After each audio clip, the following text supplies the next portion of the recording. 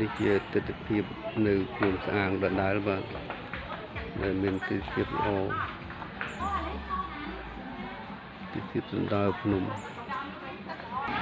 មកស្រាយយន្តកំពុងតែធ្វើដំណើរទៀតហើយបងប្អូន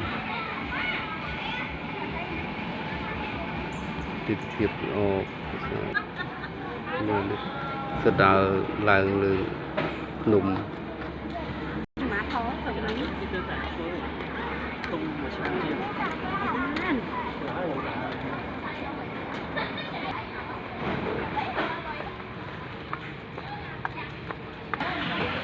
បាទនេះមកវាឡើងលើកំពូលភ្នំមកបង